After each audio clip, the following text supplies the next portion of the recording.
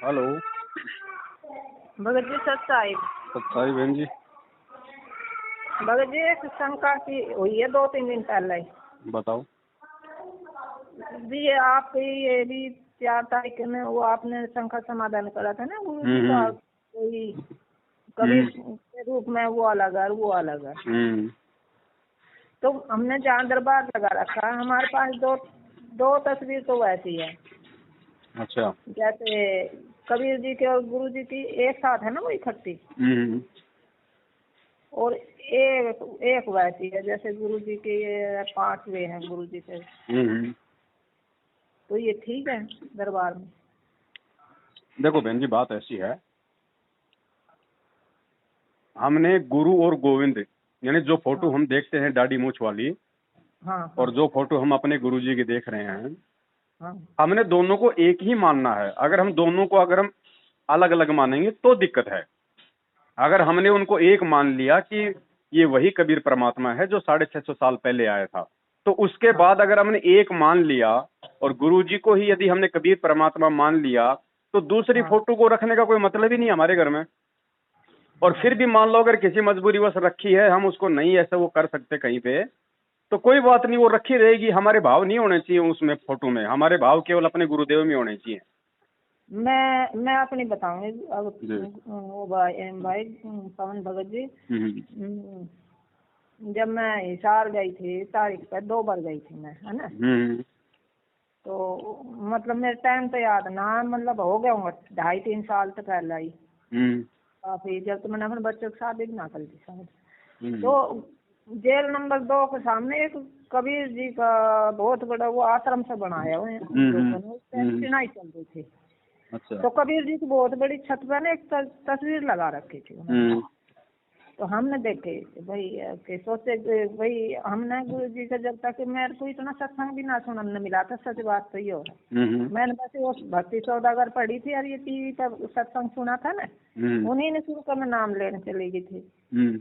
तो वो देखे तो हमने देखी भाई कबीर जी के यो है, तो ये कबीर जी का बनवा रहा है ये संग भगत लोग।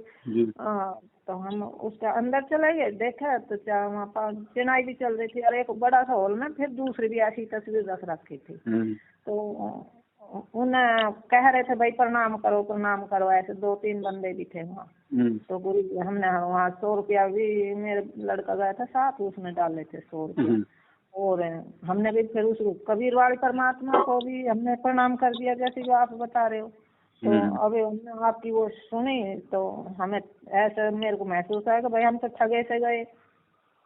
हाँ, और फिर मैं उसका कुछ ही दिन बाद मेरे को सुपना में यहीं वो कबीर वाले फोटो मैं अपने घर में घूमते हुए भी दिखे थे कबीर वाले। हाँ, तो जहाँ आशा तहाँ भाषा हुई, मन कर्म वचन सुमरियो हुई। और फिर जैसे हमने कमरा में तो ये लगा रखा दरबार, और बरामदा में जैसे बड़े से गद्दी से बिछा कर गद्दा वद्दा से सफेद कपड़ा पे उस पर भी बैठे हैं, और भैया ऐसे सत्संग से कर रहे हैं। तो ऐसे और मेरी ये माला है, हम जब स्मरण करते हुए मैं खाट का पाया पे टाक दूँ, है ना, जब नींद आने लगे। तो ऐसे तो कह रहे तुम्हारी माला तो पाया पे नहीं टकी रहे और तुम के भक्ति करो, ऐसे वैसे मतलब मेरे को ध्यान दूँ। तो भगत जी अभी इसको मेरे को क्या करना चाहिए? मेरे मतलब देखो बहन, ज्ञान आधार तो ये कहता है कि जब ये चीज हमें समझ में आ जाए, हमें गुरु और गोविंद का भेद जो है वो समझ में आ जाए, बीच की खाई अगर ज्ञान आधार से अगर मिट जाए कि गुरु गोविंद दो नहीं भाई, दो समझेगा वो दो जग में जाएगी। उसके बाद जो कबीर जी वाली जो फोटो है, जिसको हम मानते हैं कि वो कबीर भगवान की फोटो है, हालांकि वो कबीर परमात्मा का असली रूप नहीं है, क्योंकि गुरुजी ने भी साफ साफ बोल दिया कि भाई हम जो चित्र देखते हैं ये प्रभु का असली चित्र नहीं है। होंगे पुण्यात्माओं, अब तो ये दास बैठा है, यदि यहाँ परमात्मा इसी मानव शरीर तो है ही उनका, क्योंकि बनारस में 120 वर्ष रहे, और अब भी वो आ जाते। जो हम चित्र देखते हैं प्रभु का, ऐसा चित्र नहीं है। वो तो ना जाने कितने स्वरूप हैं उस मालिक के, वो किसी भी रूप में आकर के अपना ज्ञान बताता है, अपनी प्यारी आत्माओं को अपने चरणों में लगा के भक्ति करवा के सतलोक ले जाता है। अब आज हम भगवान की तलाश कर रहे हैं। और परमात्मा क्या अनमोल वस्तु है, क्या अनमोल है, कितना उसके अंदर गुण है। यदि आज हमें वो मिल जाए, आपके सामने आ जाए, तो आपकी क्या स्थिति होगी। एक बार सोचना, जो भक्त आत्माएं हैं गहराई से सोचे। अब जैसे भूखे को भोजन सामने मिल जाए और निर्धन को सामने धन की थैली नजर आवे, तो कैसी तड़फ होगी उसकी। प्यासे को पानी मिल जावे तो कैसी श्रद्धा करेगा, टूट कर पड़ेगा उसके ऊपर। धन है तो ठाकर सीने का यूं देख कर भाग लेगा, छुपा दूंगी तो इसने कोई देख ना ले। और सामने भोजन है तो ऐसी सब टूट के पड़ जाएगा, फटाफट खाएगा, अपनी जान बचाएगा। ऐसे ही हमें जब परमात्मा आज मिल जाए, आपके सामने आ जाए, क्योंकि हम उसी की तलाश में तो भटक रहे हैं, तो आपकी कैसी श्रद्धा होगी ये आप अपने अपने स्तर से सोच सकते हैं। अब वो भगवान यहां आ जाए, अरदास के स्थान पर बैठकर सत्संग करने लग जाए, क्योंकि ज्ञान तो देना ही पड़ेगा। हाँ। उसके बाद हमने उस फोटो को भगत जी हमने अपने घर में नहीं रखना है, सिवाय अपने गुरुदेव की फोटो के। अगर वो फोटो घर में रहेगी तो जाहिर सी बात है हमारे उसमें भाव रहेंगे कहीं ना कहीं, और भाव रहे, कल को शरीर छूट गया तो काल भगवान फिर उस फोटो वाले रूप में आके हमारे को ठग देगा। जैसे आप लोग बिना ज्ञान के, जो जेल नंबर 2 के सामने जो कबीर जो धर्मशाला बनी हुई है, आप वहां गए, आपने वहां पे दंडवत किया, फिर आपने वहां 100 रुपए डाल दिए। अब बताओ 100 रुपए कहाँ गए? वो उस खटीक समाज के पास गए, क्योंकि वो खटीकों की है वो धर्मशाला। दानक समाज की है या वो खटीक समाज की है, तो वो 100 रुपए कहाँ गए? वो 100 रुपए वही लोग लेंगे जिन लोगों ने धर्मशाला बनवाई है। तो वो कौन सा भगवान को भगवान मानते हैं? वो तो उस पैसे का दुरुपयोग करेंगे। तो ऐसे तुरंत ही जब हम उस गेट से बाहर आए ना, और तो मेरे अचानक से नो आई, किसी जने कोई चलता फिर तो कह रहा कि संत रामपाल जी के महाराज का ना आई, हमने जहाँ प्रणाम कराया जन यहाँ, मतलब ऐसा ही अपना ऐसे हुई मेरे। तो मैंने ये है ना बहन जी, अगर उस समय यदि आप गुरु जी को ही परमेश्वर मान लेती तो क्यों उस फोटो के आगे दंडवत करती? क्यों आप वहाँ पे 100 रुपए देती? क्यों अपने वो कर्म बिगड़ते? हाँ, और उसके बाद ही भगत जी हमारे फिर ज्यादा तो दिक्कत जल्दी हुई थी, मैं समझ तो गई थी, पर फिर दोबारा ही गए था वहाँ। देखो, अनजाने की गलती की भी परमात्मा वैसे तो माफी देते हैं, लेकिन बहन अब चाहे आग के अंदर हाथ चाहे जानबूझ के दे दो चाहे अनजाने में दे, तो हाथ तो बहन जी जलता है ना। हाँ, तो अब ध्यान रखो बहन जी। मैं अब कह रही थी, मैं ये 2 तस्वीर है, इन दरबार से हटा दें तो मतलब ऐसे। देखो, उन दोनों फोटोओं को दरबार से सहसा मान हटाओ। हमारा किसी से कोई राग द्वेष नहीं है, हमें कबीर जी की फोटो कोई मुल्की बुरी नहीं लग रही, हमारा उससे कोई ईर्ष्या नहीं है। लेकिन जब वही कबीर साक्षात आ गया, मानव जो है मतलब तो वो शरीर धारण करके, तो अब हम फोटो वाली में क्यों आस्था रखें? और एक बताऊं भगत जी, मैं इन बेटी की तो बता नहीं, मैं जब भी आरती पे बैठूं ना तो ऑटोमेटिक ध्यान ऊपर वाली तस्वीर पे जाता है, गुरु चरणों में फिर बहुत ध्यान करो ना तब आवे। हाँ, तो वो भटका रही है ना, क्योंकि उस फोटो का रूप बनाने का काल ने वरदान ले रखा है। वचन भर लो, वचन भर लिया, अकबर लिया भाई न्यो बोला जी के 4 युगों में 3 युगा में जीव थोड़े ले जाना, सतयुग, त्रेता और द्वापर, और 4था युग जब आवे कलयुग कितने ले जाइयो। बोला वह बड़ी अड़ाई तन तया, अच्छा भाई कोई बात नहीं। दूसरा ये है कि मैं आपका रूप बना सकूं, मैंने ये आज्ञा दे दो।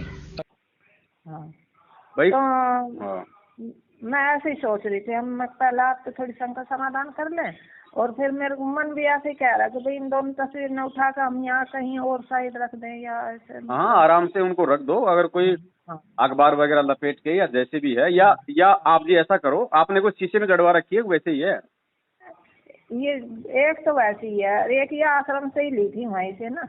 उसमें क्या है? वो मतलब शीशे वासे लग रहे हैं क्या? नहीं, हाँ, एक फ्रेम में है, तो उसको फ्रेम से निकलवा के किसी भी फोटो वाले के पास ले जाना, कभी समय मिले तो उस अंदर वाली फोटो को निकाल के उसकी जगह गुरुजी की फोटो अंदर सेट कर देगा। और वो जो फोटो जो आपने निकाली है ना, उस फोटो को आप जी घी लगा के मतलब सवा कर देना। अच्छा जी। हाँ, उस फोटो को घी के साथ में सवा कर देना, ठीक है जी, है ना। क्योंकि जैसे ये पुस्तकें वगैरह फट जाती हैं, जो बची हुई जोत है जैसे रक्षा सूत्र है बच जाता है, तो उनका लास्ट में क्या करते थे वहां पे आश्रम में परमात्मा, उनका मतलब कि हवन करवा देते थे। हाँ तो जो घी है ना, घी डाल के उस चीज को आप हवन कर देना उनको, क्योंकि हमने बहन जी केवल अपने गुरुदेव में आस्था रखनी है, संपूर्ण तरीके से उन्हीं के प्रति समर्पित रहना है। तो हमें दाढ़ी मूंछ वाली फोटो से कोई लेना देना नहीं है। जब ये ज्ञान हो जाए, आज से पहले तो हम भी लगे रहे थे, हम भी मान ही रहे थे उनको भगवान, लेकिन जब अब मालूम पड़ा कि भगवान तो हमारे गुरुदेव हैं जो साक्षात आए हुए हैं, तो फोटो से हमारे को क्या लेना। ठीक है भगत जी। वैसे यार मेरे को इतना सत्संग सुनने ना मिला था, क्योंकि ये साधना चैनल पे ना वो हर 3 महीने बाद वो ही नया शुरू कर दे। ऐसा 1 साल में इन्होंने वो बना रखा, मतलब जो 3 महीने सत्संग चला, फिर वो अगले 3 महीने में फिर वही चलेगा, फिर वो। तो ये पूरा जो अब आप ज्ञान समझा रही है, हमने कभी सुनने भी ना मिला था मेरे को। तो कोई बात नहीं, अब परमात्मा की दया हो रही है, जागो तभी सवेरा, अब समझ में आ गई तो अब भी अच्छा है हमारे लिए। तो हाँ, तो बस मैं कई दिन से ऐसे ही, फिर एक दिन मैंने बहुत आरती करके परमात्मा से प्रार्थना लगाई, तो भगवान 2 दिन हो गए दर्शन ही ना हो रहा, ये गलती हो रही के ना। तो सोती सोती को नहीं एकदम इतना तेज प्रकाश हुआ, मतलब रोजाई ना फिर दिखाई दियो। अब कल तो आपको सत्संग सुनो तो वो और भी ज्यादा दिमाग में वो आई, वो ही प्रकाश। तो इसको भ्रम को ही है वैसे इतना गुरु भाई, जब गुरुजी साक्षात हैं और गुरुजी ने बता दिया कि भी परमात्मा सहशरीर है या परमात्मा प्रकाश में है, तो परमात्मा उस आग के गोले में दर्शन क्यों देंगे।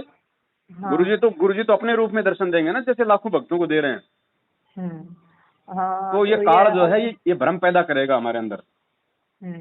और बस ऐसे ही रहा दिल, मतलब खाली खाली सा एकदम ऐसा लगा, कुछ भी जाना दिल में है ही ना कोई।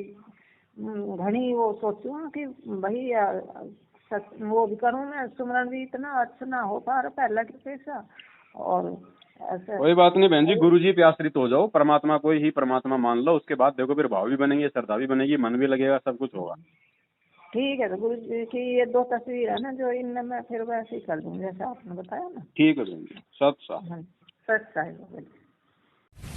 तो इस प्रकार उस वीर संग भी चरणों में पड़ गया, बंदी छोड़, मैं पापी जीव था, अभी तक मैं आपको केवल गुरु मान्या मालिक। कहने लगे बंदी छोड़, तने गुरु भी ना मान्या था बिराय बताई। गुरु मान ले तो ये आपके मन में बात भी नहीं आ सके थी। गुरु और परमात्मा में कोई अंतर नहीं होता, जब तक 2 समझ कर चाला से कबीर साहब कहते हैं वो कुत्ते की दुनिया में जागा। गुरु परमात्मा स्वरूप समझना चाहिए, जिसने आपको वो अनमोल चीज दी, जिससे आपकी लख 84 मिटेगी।